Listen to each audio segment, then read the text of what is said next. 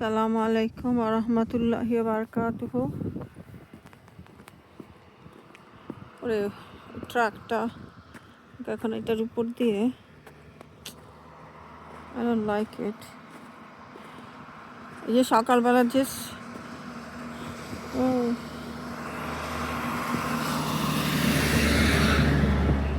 ও, সকালবেলা সবাই ডগ নিয়ে বের হয়। এই ডগগুলো হচ্ছে তাদের পি করে বরফের মধ্যে, হলুদ হয়ে থাকে। অনেকদিন পরে আমি একা বাইরে বের হলাম হাঁটতে।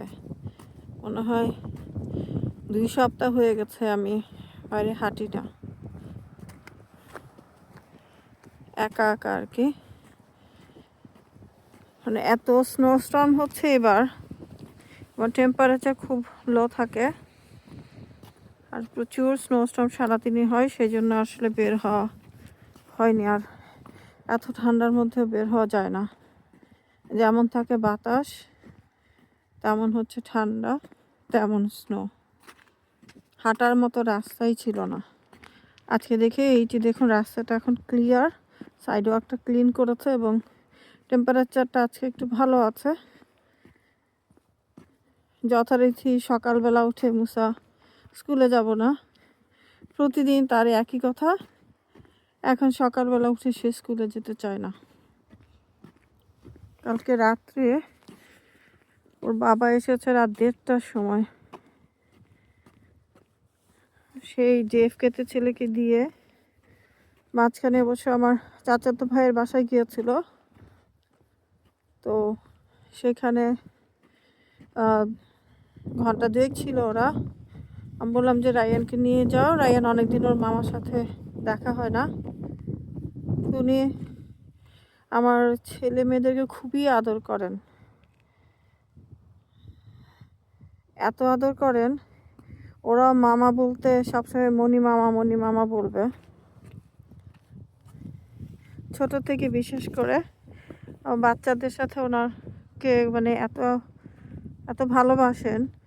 আমি সবসময় ভাইয়ার বাসায় আমি যাই এখনও, কিন্তু বড় ছেলেটা অনেকদিন ধরে যায় না।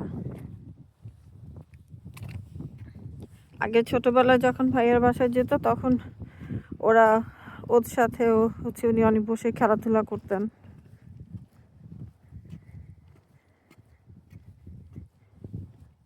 যে এখানে যে পুকুরটা কিন্তু এই যে পুরা বরফ হয়ে গেছে, এগুলার গলার চান্স খুব কম। যে সকালে উঠে ফেসবুকে দেখলাম যে একজনের নাম দেখলাম লেখা যে সে মারা গিয়েছে আর কি। কেউ মারা গেলে আমি যদি ফেসবুকের আইডিটা থাকে, মানে আমি অনেক সময় দেখি যে মানুষটা কেমন ছিল বা কি বিষয়। দু একজন কমেন্ট লিখলো সেইটার নিচে যে উনি খুব খারাপ অশ্লীল ভাষার কন্টেন্ট মেক করতেন। আমি কখনো তার কন্টেন্ট দেখিনি বা আমি চিনি না আর কি। সব দুনিয়াতে অনেক মানুষ আছে, সবাইকে তো আর আমি চিনবো না বা আমাকেও সবাই চিনবেন না, সেটাই স্বাভাবিক। তো আমি গেলাম একটু কি কন্টেন্ট বানাতেন দেখার জন্য। দেখলাম যে অল্প বয়স্ক মানুষ একজন স্মৃতিচারণ করেছেন যে তার সাথে জব করতেন, খুব হাসি খুশি ছিল, ম্যারিড। আরেকজন পরে কন্টেন্টে দেখলাম যে তার ওয়াইফ আছে এবং একটু অ্যাডাল্ট কথাবার্তা আর কি, অ্যাডাল্ট জোকস আর কি। যে জোকসগুলো আসলে মানুষ হয়তো বন্ধুদের আড্ডায় বলে, সরাসরি স্ত্রীকে নিয়ে ফেসবুকে আপলোড দেওয়ার মতো কন্টেন্ট না আর কি। অনেক সময় বন্ধুদের আড্ডায় বসে যারা পুরুষ তারা হয়তো বা অনেক ধরনের জোকস নিজেদের মধ্যে বলতে পারে, যেটা অন্য কেউ আবার শুনলে সেটাকে অশ্লীল বলবেন বা তাদের কাছে ভালো লাগবে না। সব কিছু তো আপনি আসলে পাবলিশ করার মতো হয় না। কিছু কিছু জিনিস প্রাইভেট, কিছু কিছু জিনিস ঘরোয়া আড্ডায় থাকবে, কিছু কিছু জিনিস আপনার নির্দিষ্ট কোনো গ্রুপের মধ্যে থাকবে। তো এবং ভদ্রলোক বেশ ইয়াং, কোনো চিলড্রেন নাই, তার ওয়াইফও খুবই সুন্দরী।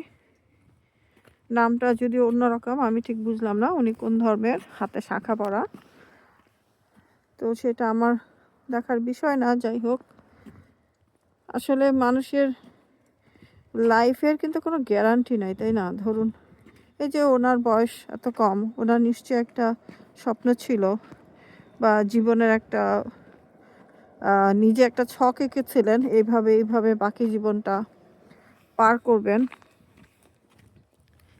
কিন্তু তার সেই ছকে কিন্তু বাধা পড়লো। এই জায়গাটা সুন্দর লাগতো দেখতে, মনে হচ্ছে না যে আমাদের এখানকার কোনো অংশ। অনেকে কাশ্মীর যান স্নো দেখার জন্য, আমরা এই স্নো এর মধ্যে আছি, আমাদের এটাই কাশ্মীর, এটাই সাইবেরিয়া। একটা গান খুব সবাই খুব বলছে যে গানটা একটা মানে যারা স্নো দেখেনি তাদের জন্য স্নোটা কিন্তু একটা সাংঘাতিক ব্যাপার, আর আমাদের জন্য এটা হচ্ছে একটা হ্যাজার্ড। আল্লাহর তৈরি, আল্লাহর দেওয়া জিনিস। মাঝে মাঝে আমি রাতের বেলা একটু ভয় পাই, প্রচুর স্নো, হঠাৎ করে তাকাই দেখি যেগুলো কোত্থেকে আসলো। এগুলা আকাশ থেকে যে আল্লাহ যে পাঠাচ্ছে, মনে হয় আকাশ থেকে পাঠানো সৈন্যবাহিনী আমাদেরকে ঘায়েল করার জন্য এসেছে। চিন্তা করে দেখুন, মুসলিম কান্ট্রিগুলোতে কিন্তু স্নো আসলে ওরকম নাই। এই ইউরোপ আমেরিকা এই সাইডেই কিন্তু স্নোটা বেশি। আমি যে হাঁটছি, আমাকে নিচের দিকে তাকিয়ে হাঁটতে হচ্ছে, কারণ একটু স্লিপারি। সকাল থেকে কয়েকবারে চিন্তা করেছি বাইরে বের হব, কিন্তু বের হব কি হব না, একটু মানে এই ঠান্ডার মধ্যে না বের হতে এখনো ইচ্ছা করে। একবার যদি বের না হয় তখন আর বের হতে ইচ্ছা করে না। লেপের তলায় বসে থাকলে ভালো লাগে বেশি। তো যেটা বলছিলাম যে মানুষের আসলে জীবনের গ্যারান্টি নাই এখন, সেই জন্য জীবনটা যতটুকু আছে, আমরা যেহেতু জানি না আসলে আমার জীবনটা কত লম্বা, কতটুকু সময় আমি পাবো, সেহেতু এইসব অশ্লীলতা করে কি লাভ বলুন? আপনি খারাপ কিছু মেক করে যে আপনি রেখে গেলেন, এই জিনিসটা আরও 10জন লোকে দেখবে। এখন আমি যেরকম অপরিচিত একজন মানুষ, চিনি না জানি না, ওটা দেখলাম, আরও একজনও হয়তো বা দেখবেন, আরও একজন দেখবেন। এতে কি হবে? এতে ওনার জন্য তো কোনো ভালো কিছু হবে না, তাই না? এখন আপনি যদি একটি ভালো একটা কিছু, আপনি এখন ফোন দিয়ে আপনি যে কোনো কন্টেন্ট মেক করতে পারেন। অনেকে রান্নার কন্টেন্ট মেক করেন, অনেক মিলিয়ন মিলিয়ন ভিউ হয়। কারণ হচ্ছে ধরুন কেউ ভাপা পিঠা বানানো মেক করলো, সেটা আর যারা ভাপা পিঠা বানাতে পারে না তারা অনেকবার দেখবে এবং সেই রেসিপি দেখে দেখে বহুবার বানাবে। তো এটা তো খারাপ কিছু না। উনি একটি রান্না শেখাচ্ছেন আরেকজনকে, কেউ হয়তো বা জামা কাপড় বানাচ্ছেন, সেটা আবার ভিডিও করছেন, সেটা কন্টেন্ট মেক করছেন, এবং অনেকে সেটা দেখে হয়তো বা ড্রেস মেক করবেন। That's a good content. যে হ্যাঁ, আবার কেউ কেউ ইংলিশ শেখাচ্ছেন, সেটাও ভালো। কেউ হয়তো বা উনি ডাক্তার, উনি তার রোগ, বাংলাদেশ মানুষ কীভাবে রোগ হলে বুঝবে সেগুলো শেখাচ্ছেন, সেটাও ভালো। কেউ অন্য কোনো উপদেশ দিচ্ছেন যে জীবনে স্ট্রাগল থাকলে সেটার থেকে কীভাবে বের হবে বা সেটার সাথে কীভাবে কোপ আপ করবে, সেই ধরনের পরামর্শ দিচ্ছেন। কেউ আইনি পরামর্শ দিচ্ছেন। Those are good contents all. আবার কেউ কেউ হচ্ছে একটা হয়তো বা রান্নার ভিডিও দেখাচ্ছেন, এবং তার সাথে উনি একটি কোনো আলেম বা শেখ তার কোনো কথার একটু অংশ জুড়ে দিচ্ছেন ওখানে, এবং সেটা শুনেও মানুষ কিন্তু উপকৃত হচ্ছে। অনেক ধরনের কন্টেন্ট আছে। কেউ দোয়া পাঠা করছেন, মানে কন্টেন্ট হিসেবে দিচ্ছেন, কেউ কারো লেকচার কন্টেন্ট হিসেবে দিচ্ছেন, কেউ নিজে কথা বলছেন, মানুষকে হয়তো বা ভালো উপদেশ, ভালো পরামর্শ দিচ্ছেন। এগুলো সবগুলোই ভালো কন্টেন্ট, এবং আপনার মাধ্যমে যদি আরেকজন মানুষ উপকৃত হয়, ভালো কাজ করে, তাহলে সেটার বেনিফিট কিন্তু আপনিও পাবেন, সওয়াবটা পাবেন আপনি। এখন আপনি এমন কিছু কন্টেন্ট বানালেন যেটা খারাপ কোনো কিছু, সেটা আরেকজন দেখলো এবং দেখে সে তো উপকার পেলই না, সে ওই খারাপ কাজটাই করলো, তাহলে গুনাহটা কিন্তু হবে, আপনারও হবে, তারও হবে। সে যে গুনাহটা করলো সেটার একটা ভাগ আপনিও পাবেন। যে অনেকে এখন মেকআপ ভিডিও বানায়, তো মেকআপ ভিডিওরও ব্যাপার আছে যে আপনি তো আপনাকে প্রদর্শন করছেন। ওরে বাবা, বিগ একটা ডগি, এই কুকুরের যন্ত্রণায় হাঁটা যায় না এখানে। আমি যেদিকে যাচ্ছি উনিও সেদিকে যায়, যাই হোক সরে গেল। তো সেই জন্য যাই করবেন ভালো কিছু করুন, যাতে নিজে উপকৃত হন, পরবর্তীতে অন্য কেউ আপনারটা দেখে উপকৃত হয়। সবাইকে যে একই জিনিস করতে হবে এমন কোনো কথা নেই। করোনার সময় তখন কিন্তু অনেক কিছু অনলাইনে ছিল এবং স্কুলগুলোতে টিচাররা পড়াতেন অনলাইনে। তো এখন স্কুলে পড়ায়, কিন্তু সেই টিচাররাই কিন্তু যারা টিচিং প্রফেশনে আছেন, আপনি যেই সাবজেক্টটায় পড়াচ্ছেন আপনি সেটার ভিডিও মেক করে কিন্তু ছাড়তে পারেন, যে আপনার অন্য স্টুডেন্টরা হয়তো বা যারা একটু কম বোঝে তারা সেই ভিডিওটা দেখে দেখে তারা শিখবে। বরফের অবস্থা দেখুন, এইবার অবস্থা খারাপ, কতখানি উঁচু হয়েছে, গলেছে কিন্তু গলার পরেই অবস্থা। আমার আর হাঁটতে ইচ্ছা করছে না, কিন্তু আমাকে তো ওদিক ঘুরে বাসায় যেতে হবে। তা আমার আসলে এই ব্যাপারটা দেখে না খারাপ লাগলো, ওই ভদ্রলোকের জন্য খারাপ লাগলো যে উনি এই ধরনের। তারপর তো ওনার স্ত্রীকে নিয়ে, স্ত্রীর সাথে কথা বলছে এমনভাবে কন্টেন্টগুলো বানাচ্ছে, মানে বানিয়েছে আর কি। তো যাই হোক, আল্লাহ আমাদের সবাইকে ভালো কাজে যুক্ত হওয়ার, ভালো কাজ করার সুযোগ দিক, এবং আমরা যেন ভালো কাজে থাকি, ভালো কাজকে সাপোর্ট করি, অ্যাপ্রিসিয়েট করি।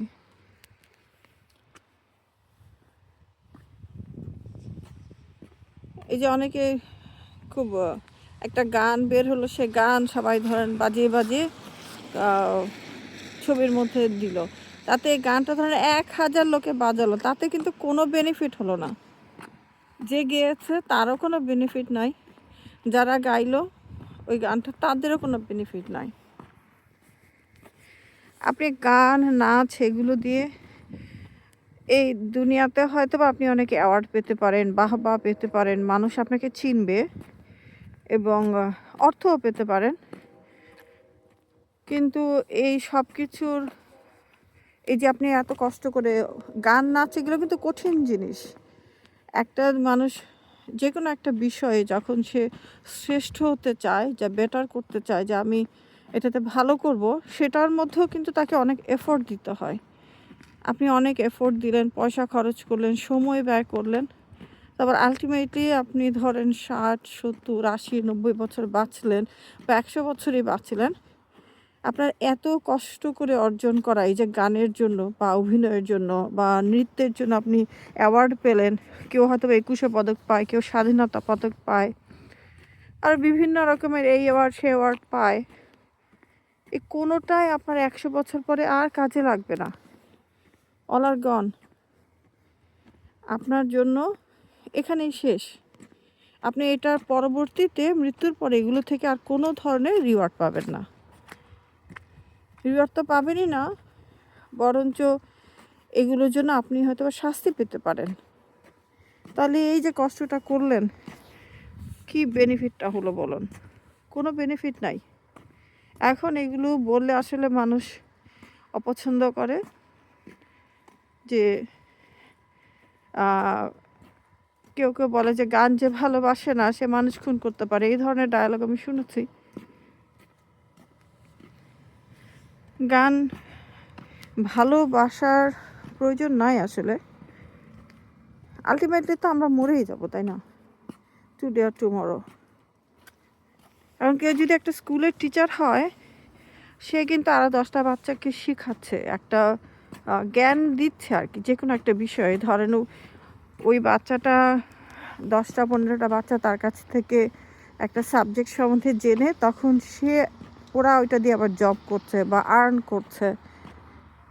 এখন কেউ ধরেন বুয়েটে পড়ে, আর্কিটেকচার পড়ে, সে কী করছে, সে বিল্ডিং কীভাবে ডিজাইন করতে হয় সে সেগুলো শিখছে, এবং সেটা শিখে সে ভালো ভালো শক্ত বিল্ডিং বানাবে, যে বিল্ডিংটা ভূমিকম্পে ভেঙে পড়বে না, এবং সেই বিল্ডিংয়ের মধ্যে আরও অনেক লোক বসবাস করবে। সেটা একটা ভালো পেশা,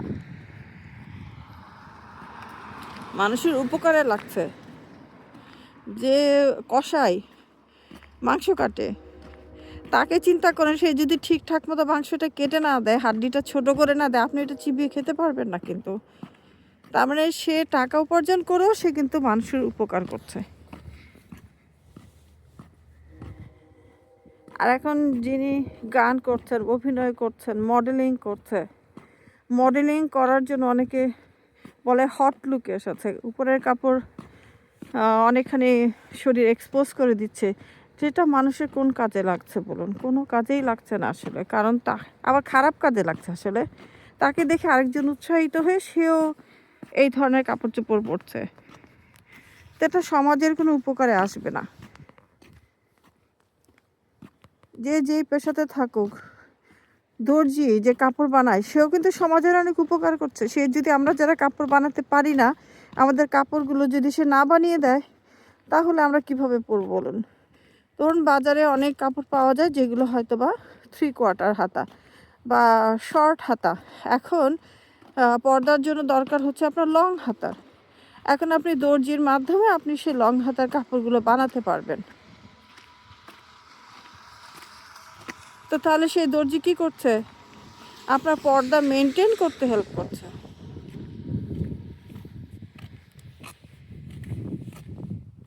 তো ভালো কাজ এর সাথে আমাদের যুক্ত থাকা উচিত, ভালো কাজকে অ্যাপ্রিসিয়েট করা উচিত। আজকে হচ্ছে আমাদের এখানে বুধবার, ওয়েডনেসডে, কালকে ছিল টিউসডে। হ্যাঁ, আমার ছেলে হচ্ছে এখন প্লেনে আছে, সাউথ কোরিয়ার প্লেনে। ও ফিনল্যান্ড ছিল তার ট্রানজিট। তা আমি ওকে বললাম যে বাবা, ফিনল্যান্ড হচ্ছে সবচেয়ে হ্যাপিদের দেশ, সুখী মানুষের দেশ। তো তুমি সেখান থেকে আমার একটা ছবি পাঠিও, দেখবো সুখী মানুষের দেশ দেখতে কীরকম। 3-3.5 ঘন্টাটা ট্রানজিট ছিল। ও যাচ্ছে হচ্ছে সাউথ কোরিয়া। আগে বলেছি যে সে ইংলিশ শিখাবে, এক্সপ্লোর করতে ভালোবাসে। মেয়ে এখনও আসেনি, নেক্সট উইকে ওর বাবা ওকে আনতে যাবে।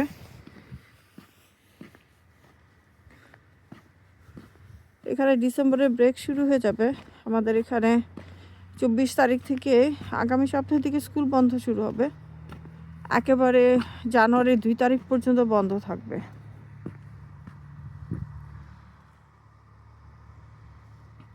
তো এখানে নিউ ইয়ার কিন্তু বেশ ভালোভাবেই সেলিব্রেট করে।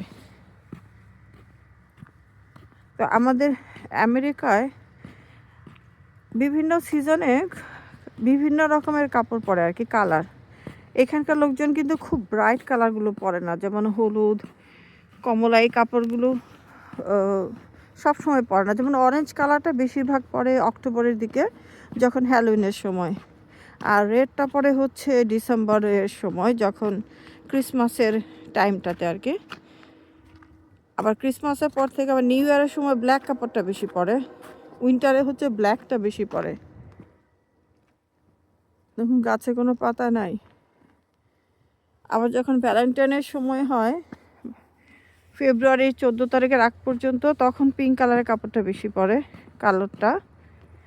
এরপরে হচ্ছে যখন স্প্রিং হয়, তখন পিচ কালার না, তখনও হালকা প্রিন্ট কালার, ওই কালারটা বেশি চলে, এবং স্প্রিংয়ের কালার আর কি। আর এরপরে হচ্ছে হালকা ওইটা সবুজ আর টিলের মাঝামাঝি যে কালারটা, ওটাকে যেন কি বলে, বা হালকা পিচ কালার, এই কালারগুলো বেশি হয়। সামারে হচ্ছে ব্লু কালার, হোয়াইট, এগুলো বেশি। আর যখন লেট স্প্রিং আর আর্লি সামার হয় তখন অনেক সময় আবার light purple colour, lavender colour যেটা, সেটা বেশি পড়ে, কারণ তখন ল্যাভেন্ডার সিজন হয় বা লাইলাক সিজনের উপরে বেস করে আর কি।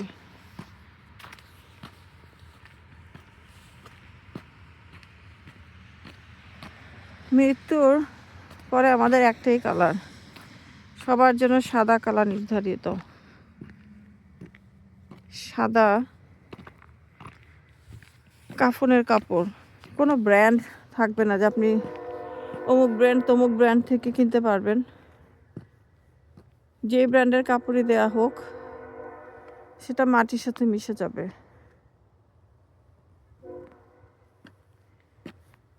অনেক সময় কবর খোঁড়া হয়, কবর খোঁড়ার পরে দেখি যে কবর থেকে অনেক বোনসগুলো বের হয়।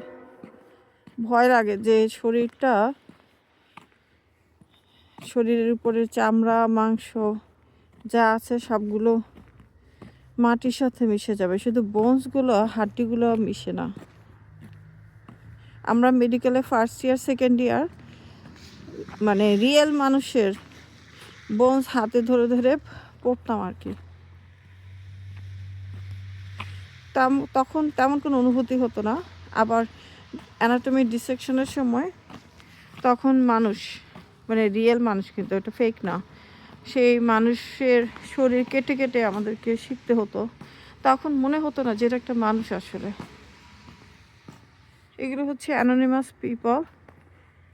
ধরুন অনেক সময় রাস্তাঘাটে অ্যাক্সিডেন্ট হয় বা অনেক সময় হসপিটালে অনেক পেশেন্ট নিয়ে আসে যেগুলোর গার্জিয়ান পাওয়া যায় না, তখন তাদের বডিটা ফরমালিন দিয়ে প্রিপেয়ার করা হয় কেটে কেটে শেখার জন্য। তো অ্যামাজনের গাড়ি, আমি ওই রাস্তা ধরে হেঁটে হেঁটে এসেছি। এখানে ডিসেম্বর মাসে অনেক ডেকোরেশন করে হচ্ছে রাতের বেলা লাইটিং করে অনেক বাড়িতে। কিছুদিন পরেই ফেব্রুয়ারি মাস যখন, মানে আমাদের যখন হচ্ছে রোজার মাস হবে, তখন একটা রাত হবে যেই রাতটা 1000 রাতের সমান। সবে কদর বলে বা লাইলাতুল কদর নাইট। এখন ওই রাতটা কোন নাইটে হবে ওইটা আসলে একেবারে কনফার্ম করে বলা নাই। বেজোড় রাত্রি বলে, যে বেজোড় রাত্রিতে হওয়ার সুযোগ সবচেয়ে বেশি। আবার বলে যে 23, 25, 27 এই রাতগুলোতে হওয়ার সুযোগ বেশি, 27, 29। তো লোকজন বিশেষ করে 27 রোজার রাত যেটা, সেটাই সেলিব্রেট করে বেশি। ইমাজিন করা যায় যে ওয়ান নাইট হবে 1000 নাইটসের সমান। অর্থাৎ একবার সুবহানাল্লাহ বললে মনে হবে যে আমি 1000 নাইটস ধরে সুবহানাল্লাহ বলছি।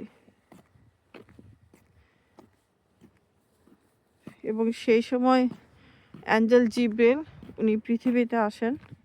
ওই একবারে উনি আবার পৃথিবীতে আসেন, যে প্রফেট মুহাম্মদ সাল্লাল্লাহু আলাইহি ওয়াসাল্লামের সময়ে, আমার ইচ্ছা করছে এটার উপরে উঠি, সময় উনি ওহী নিয়ে আসতেন, মেসেজ নিয়ে। এরপর থেকে তো উনি আর আসেন না।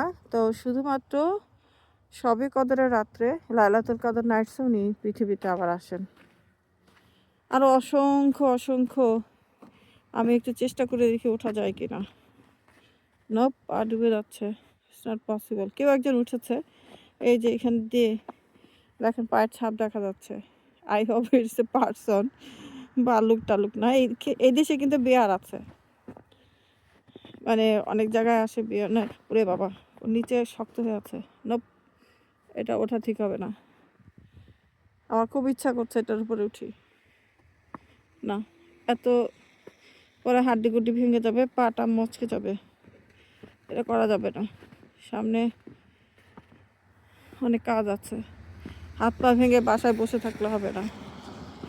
সে প্রফেট মুহাম্মদ সাল্লাল্লাহু আলাইহি ওয়াসাল্লাম যখন হীরা গুহাতে ছিলেন, তখন যে কোরআন নাজিল হলো, তখন জিবরাইল আলাইহিস সালাম প্রথম এসেছিলেন। চিন্তা করেন একটা কেভের উপরে উনি কীভাবে উঠলেন, আমি খালি তাই চিন্তা করি। আমি ছবি দেখেছি যে কি মানে একটা মাউন্টেন, তখন উনি হাইকিং করেছেন এবং সে হাইকিং করে ওইখানে যেয়ে সেখানে উনি উঠেছেন। উঠে আপনি একটা কেভের মধ্যে, ওখানে তার কারেন্ট ছিল না, লাইট ছিল না, সেখানে উনি ছিলেন, ডার্ক ছিল ডেফিনেটলি। হঠাৎ করে যদি কেউ আসে এসে বলে যে রিড, এবং উনি বলছেন যে I don't know how to read, বলছেন নো রিড। তারপর উনি বলছেন যে না, I don't know how to read, কারণ উনি আসলেই তো স্কুলে যাননি কখনো, উনি পড়তে পারতেন না। আর আরেকজন ওনাকে বলছে হঠাৎ করে একটা যেখানে কেউ নাই, লোনলি একটা ডার্ক কেভের মধ্যে, নোবডি ওয়াজ দেয়ার, যে রিড। আর উনি বারবার বলছেন I don't know how to read, and the person, বলবো না কি বলবো, অ্যাঞ্জেল, উনি তো তখন জানতেন না যে ওটা অ্যাঞ্জেল, যে রিড। তখন আর বলছে read by the name of your God, by the name of your creator. তারপর ওনাকে স্কুইজ করেছে এবং উনি এত ভয় পেয়েছে, একেবারে দৌড়ে ওখান থেকে রানিং করে বাসায় চলে এসেছে। এসে ওনার ওয়াইফকে জড়িয়ে ধরেছে যে আমাকে হাক করো, ওয়াইফকে যে আমাকে হাক করো, আই এম স্কেয়ার্ড। এবং ওয়াইফকে ডিটেলস বললেন যে এই ব্যাপার, আমি এটা এখন এক্সপিরিয়েন্স করে এসেছি। উনি তো বন্ধুর কাছে যেতে পারতেন, ওনার বন্ধু ছিল আবু বকর, ওনার চাচাতো ভাইরা ওনার বয়সের ছিল, আব্বাস, হামজা, তাদের কাছে যেতে পারতেন, ওনার চাচার কাছেও যেতে পারতেন, যে চাচা ওনার গার্জিয়ান ছিল, তার কাছেও কিন্তু জানে। উনি দৌড়ে কোথায় এসেছেন? ওনার ওয়াইফের কাছে। ওয়াইফ হচ্ছে সেরকম একজন বিশ্বস্ত সঙ্গী। এবং ওরা ওয়াইফকে এসে কী বলেছেন? যে আমাকে হাক করো, জড়িয়ে ধরো। তার মানে আপনি ওয়াইফের কাছে সবসময় ওয়াইফকে প্রাধান্য দিবেন বন্ধুর কাছ থেকে। বন্ধু, চাচা, মামা, সব ভাই বোন, সবার কাছ থেকে ওয়াইফকে বেশি প্রাধান্য দিবেন। কারণ ওনার ওয়াইফ ছিল সবসময় ওনার সঙ্গী ছিল। এবং ওয়াইফ কী বলেছে? যে হ্যাঁ, তুমি তো নেইবারদের সাথে ভালো, রিলেটিভসদের সাথে ভালো, সবার সাথে ভালো, সবসময় সত্য কথা বলো, তুমি খুব ট্রাস্টওয়ার্দি, লোকজন তোমাকে ভালোবাসে, সো আল্লাহ নিশ্চয়ই এমন কিছু করবেন না যে তোমাকে বিপদে ফেলবেন না।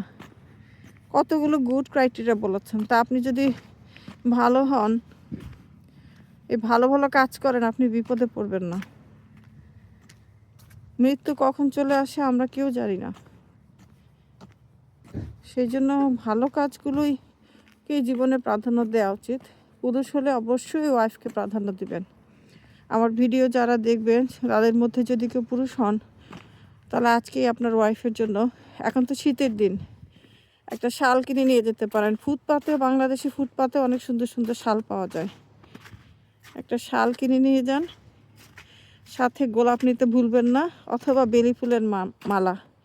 তো বেলি ফুলের মালা যখন কিনবেন, তখন যদি 5টা মালা কিনেন, 5, 20, 100 টাকা দিয়ে, এবং আপনার ওই মেয়েটা যদি বলে আমাকে আর 20টা টাকা দেন স্যার, তাহলে নির্দ্বিধায় দিয়ে দিবেন। আপনার কাছে 20,000 টাকা চাই নাই, ও অনলি 20 টাকা। 20 টাকায় একটা চানাচুরের প্যাকেট পাওয়া যায় কি বাংলাদেশে? I don't know, maybe not.